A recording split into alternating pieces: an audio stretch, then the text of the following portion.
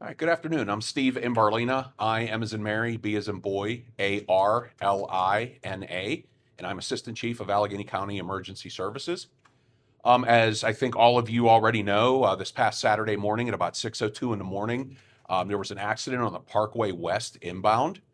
That was in the area of IKEA. However, it was on the inbound side. That's just a pretty good landmark to give people an idea of where it was. Um, and Unfortunately, with that crash, a couple of the vehicles had caught on fire. About 10 or so of our TCOs, our telecommunications officers, 911 operators, had just had a shift change and stopped to help. And they are credited along with some civilian bystanders and a tow truck operator from McGann and Chester with pulling at least one, if not two people out of burning cars just ahead of the fire department arriving. Um, Again, you probably know all of that, and I'm just kind of recapping. And that's pretty much all the firsthand information I have because I was not there. However, I would like to introduce you to one of our TCOs, Brian Craig, who was there. Brian, would you mind telling him your story? Thank you. My name's Brian Craig. I've been a dispatcher here for about 20 years. I worked the midnight shift. Um, Saturday morning, I was coming off an overtime shift, heading home like any other morning when I came around the bend and suddenly saw a vehicle accident, car still partially in the roadway, and immediately noticed that one was on fire. There was a fire in the engine compartment. There was a column of smoke coming from the vehicle. I pulled past the accident scene, um, exited my car, and quickly made my way down to the vehicles. The first car, I moved the deployed airbags, looked inside the vehicle, and found the driver to be alter level. He was moaning, trying to move around, but he was clearly confined in his car and wasn't going to be able to exit.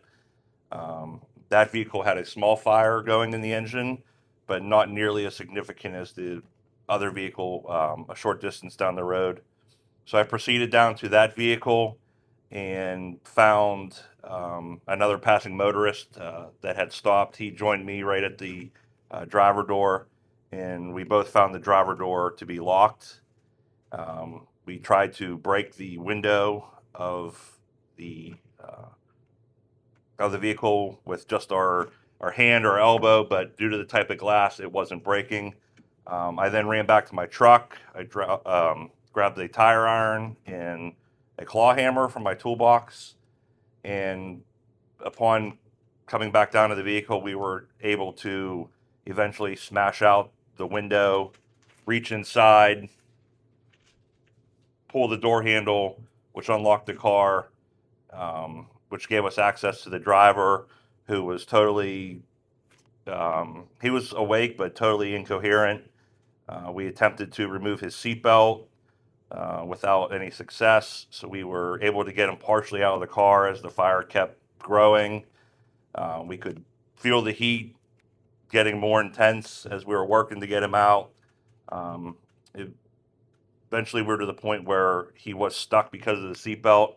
Luckily, the tow truck driver from McGann and Chester was driving by, and he came down to assist us, and he had a pocket knife, which was excellent timing, and we were able to cut the seatbelt, and then lastly get his foot untangled from underneath the dashboard and fully remove him from the vehicle. We pulled him away from the car, and we proceeded to the other vehicle and pretty much did the exact same thing at the next vehicle. Broke the window out, undid the driver's seatbelt, and pulled him from the vehicle off to the side of the road. And then that was about the same time as the EMS and the fire departments were arriving on scene. Just can you say which vehicle was which? I think there was a Jeep and. The Jeep was the vehicle that we rescued the person from first. That was the one that was more heavily involved in fire. That was farther away. Yes, that was the one further away from me as I was coming back towards the scene. Yes. Like if you're in the direction of traffic, Mm-hmm. was the one that was farther away. No, that was the first one. If you're going in the the flow of traffic. In the flow of traffic on in the eastbound, Yes, that one would have been first. the one that was more heavily. Yes, so I passed them up. So whenever I'm coming back, that was I'm calling that the second one that I came to because I was coming back towards it. Yeah. Also, it was one person in each of you. Correct.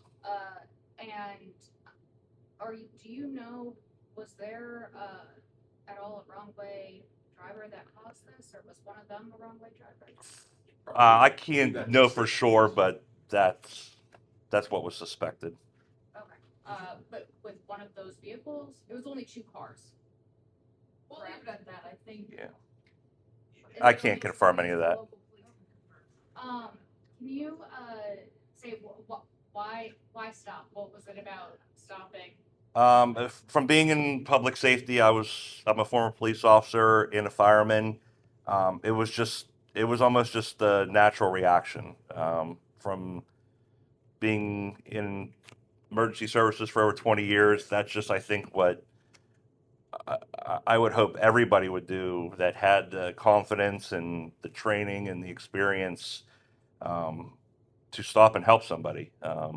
I would hope that if myself or my family was involved in that situation and somebody that had the skills or the confidence to stop and help, that they would stop and do the same thing I did. I wouldn't have been able to drive by and keep going and thinking, man, like see on the news later that, somebody died in that when, I could have stopped and made a difference. And you were with just making sure you were with another dispatcher as well. There was multiple dispatchers that stopped. I was the first one, and the gentleman that helped me, basically hand in hand, was just a civilian motorist that had been, driving and stopped as well. He was not one of our employees that helped me directly. But there was another dispatcher that helped. There was several other dispatchers that stopped, and some of them were slowing down traffic. Some of them were assessing the 2 patients after we got them out of the car. They were, keeping them calm, talking to them, evaluating their injuries. So we played, various roles at the scene. And there was the tow truck driver as well. Correct. I know you said that you have years of experience in police and fire too, before being a dispatcher, but from that experience, assessing that situation, seeing the fires as severe as they were, knowing how crucial timing is in rescue situations like that, I mean, how severe was that situation, and how, I don't think panic's the right word, but how stressed were you about how much time you had to save these people? Well, walking down to the scene and, having been to numerous car fires and accidents, a lot of times cars don't catch fire whenever they crash. They usually don't. They smoke, but they don't usually catch fire. But this one was already on fire. In my mind, I figured we had about 3 to 4 minutes maybe until that fire was impinging into the passenger compartment. And just like I said, a tow truck driver showing up with a knife, having the other gentleman there, like a lot of things just came together, perfect timing, because another couple minutes and there would have been a very different result. But like, I got yelled at by my wife for doing this initially. She's like, what if that car would have exploded? Well, I know from experience that the car's not going to explode just because the engine's on fire. So I had the confidence to go up and spend those couple minutes right next to the car, knowing that it wasn't going to blow up like you see in the movies or something. And like you said, it was second nature for you, but Yeah. you mentioned that several other dispatchers were helping with this. Another guy from a towing company was there, Yep. who I believe is also volunteer fire department, what I've heard. But how impressed were you that how collective of a unit you guys all became in such a spur of the moment emergency situation? Yeah, it was absolutely great teamwork. Like I said, from people directing traffic, from one of our other dispatchers getting on the radio and giving an update, so the fire department and EMS services knew what they were coming to. Supporting each other, after this was all done with, everybody was, checking on each other. Are you okay? It was great teamwork, just like we do here. Just, out on the road. It was just a change of scenery, but I had given my phone to one of our coworkers as this was all going on. She asked if anybody called this in yet. I said, I don't know. I handed her my phone. She made a 911 call. So everybody did a lot of different tasks to, achieve a good ending. Couple more questions. How would you say that your training as an officer and the way that officers are trained prepares them for any moment like this or a moment that's just not expected? Well, the experience is the big thing I think that helped with this is just staying calm, being able to think outside the box of how to get into this car, how to get them out. It's just the experience was the big thing, and just just being able to think on your feet, and there's no right or wrong way to do it. It's just you just gotta go with the flow and try your best, and luckily it was a successful outcome this time. Have you talked to or been in touch with any of the family or even the victims in this case since Saturday? And if so, what have those conversations been like for you? No, I haven't talked to any of them. I saw a post on Facebook that a family member made, but that's the extent of it. Do you, what conditions were both of them in? They were both awake, but they were both incoherent, just moaning, not responsive to, not able to answer any questions or function on their own at all. They were totally out of it, just unable to function at all. Do you know if they suffered any burns or? I don't think either one of them had burns. They had, other obvious injuries, but no burn injuries that I saw. Got there before the fire really got to them? Yeah, yes, for sure. Do it all over again? Absolutely. Yep, absolutely. I would change a couple things, in hindsight, but I'm very pleased with how it went, and all the help I got. I